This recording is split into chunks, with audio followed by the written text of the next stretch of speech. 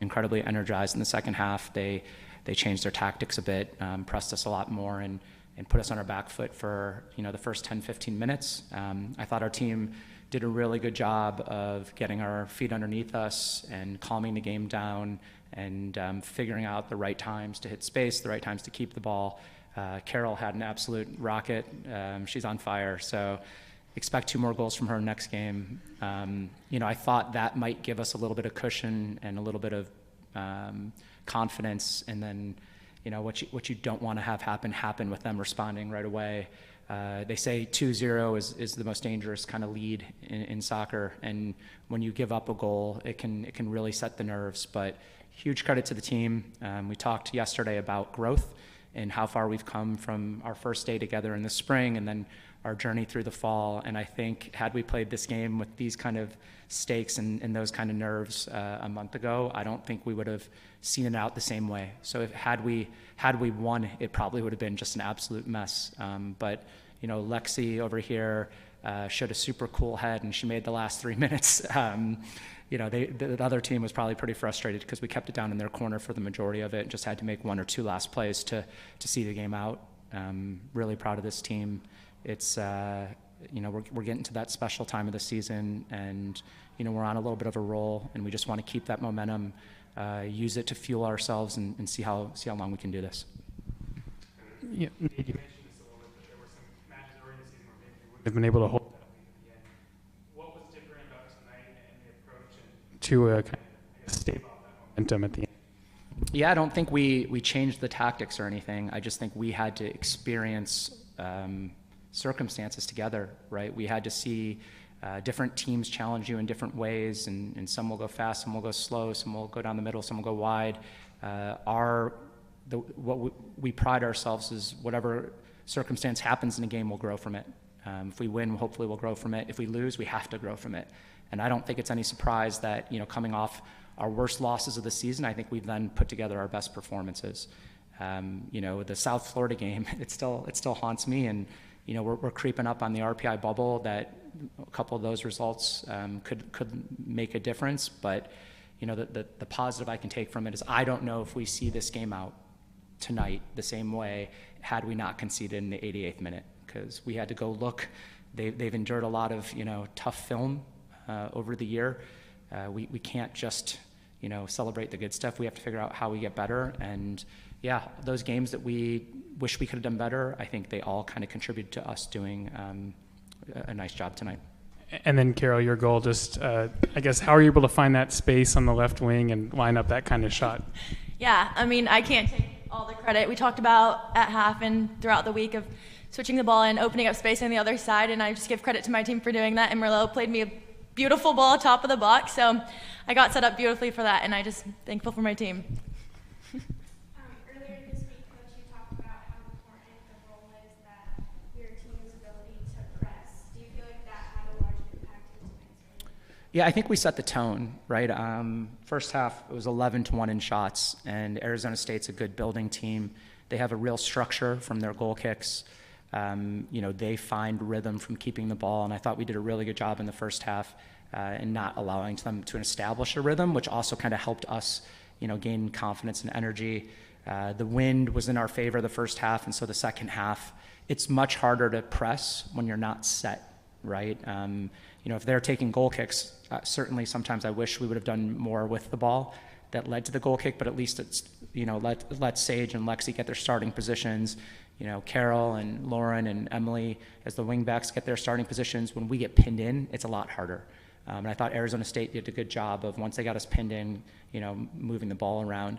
This isn't going to be the single game that probably allows us to, unleash our press the most, because I think it's like for them maybe one pass and then big. There are other teams in this conference who will try to make 2, 3, 4 smaller passes, and some, we'll see if we face one of those teams, like how effective our press is or is not. Coach, like you mentioned, you guys had 11 shots in the first half, but then it took 12 minutes into the second half to find that 12th shot of the game. Obviously, it turned out pretty well, leading to the goal.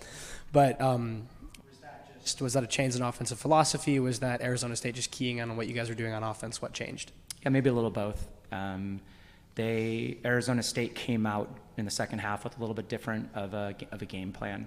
And we, as coaches, might guess what it might be, but we don't know. And so, the first time a player approached our center back from a different angle with a different intensity, I say that we shock teams with our press. I think our players kind of felt that speed of play and the game speed up. And you could hear their bench. They got incredibly energized from it. And so they rode that sort of wave of momentum. And what I'm, incredibly proud of is that I thought we then kind of got it, stemmed that momentum. Right. I think one of the things we could have done better in the first half is while we were on the front foot, I think we could have punished them more. I think we could have, scored more goals and been more confident. But I looked down at the stat sheet when I walked in, and it says we outshot Arizona State 10-3 in the second half. It didn't feel like that because what the stakes are. But I think it's they probably got 2 or 3 shots right away in the second half. So the last 30 minutes, although it might not have felt like it on the field, it looked like we were able to kind of control the game more than I thought in the moment. And then for Lexi, you scoring that tap, and a lot of people say in soccer, on a shot like that, don't overthink it, just pull the trigger. Do you have to think about it at all, or is that just you see it all right to you, do you just put it away? Oh, I think about it a lot. But, it was a perfect ball by Lauren, perfect header by Sage. The defender, I think, deflected it, and I was in the perfect position, and all I had to do was finish it, so. Awesome. Thank you, guys. Coach, when you're turning around and you're playing Arizona State, you played that less than 2 weeks ago. What are some of the challenges that you see in that, or do you see it as a positive? No, I wouldn't prefer to play a team that we just defeated in the last week or two. It's not, most coaches probably don't want that. I did feel like I have a lot of respect for Arizona State and Graham and their coaching staff. I did feel that we were the better team, and we talked about that yesterday. This is a little bit of uncharted territory for the 30 players in the room. I think they've only played one conference tournament game and it didn't go so well. And so I think a big part for me, right, is that we had to have belief that if we went out and sort of quote unquote played our game, played to our identity, that we were going to win it. And no, it was hard as we thought it would be. I'm not too upset that our next opponent beat us earlier this year. Now they have to deal with that same sort of, weight and pressure. We're certainly going to lean into what we think we could have done better the first time we played West Virginia. Lexi and Carol, playing in the stadium, how much fun was that? A lot. Yeah, a lot of fun. It was surreal. Literally being in that stadium is just unbelievable, and it's so cool to be able to play in there. So I think, like we talked about before the game, this is so special. We're so lucky. We need to be grateful to have this opportunity to come out here and play. Yeah, I think, like Lexi was saying, it's just such a good opportunity that we have, and I think all of us were super grateful to play in the stadium, and I think we just went out strong, and I'm really proud of our team. How did you fight looking up and taking in the moment that you were there and then actually locking in that it's game time? I think by warm-up we were locking in game time. I think it's super fun, but, it's a soccer game, and we've played thousands and hundreds of these, so I think once we stepped on for warm-up, everyone was locked in and ready to go. And then, Coach, you mentioned the box score. I think you guys dominated the stat sheet, really, but when it's just a one-score game, how does that feel? When it feels like you guys are taking advantage but just can't hit the ball in the net? Yeah, it feels incredibly stressful. The first half, I think they probably only got within, 20, 30 yards of our goal in the final third, maybe once or twice. And each time I felt panicked, right? I was confident that we would control this game. I was confident that we'd find a goal or two. But I also know how much goals can change games. And I also know the talent that they have on their team. And you might only need one opportunity. And so, again, I wish we would have built ourselves a bigger lead in that first half. I think that is an area that we can grow in, is sensing the moment and what it's needed, knowing that we had the wind, knowing that we had them on their heels, kind of having a little bit more of a killer mentality. But no, it was stressful, and that clock sure felt like it was going pretty slow towards the end. Awesome. Thanks, guys. Hey, what was your kind of awareness of or concern about the weather? Yeah, I think half the people in my life are amateur weathermen at this point, because for the last week everyone was chiming in, hey, do you see there might be bad weather? I'll speak for myself. Everyone's different. I just tried to ignore it. I can't control it. the weather's going to change. I think once we got closer to game time, you realize that the storms were coming, and we were working backward. And big credit to the Big 12 and their meteorologists. They pretty much called it exactly. We shortened halftime by 5 minutes. Great job by the players to deal with it. Good stuff done Arizona State. But we stressed with the team in our preparation in the last day, like whether we play tonight, whether there's a delay tonight, whether we play tomorrow, we're going to control what we can. We're going to stay unified. That's where I think our character is showing through. When I spoke about our team earlier this week, we run 4 Big 12 road games, I think maybe 6 on the season.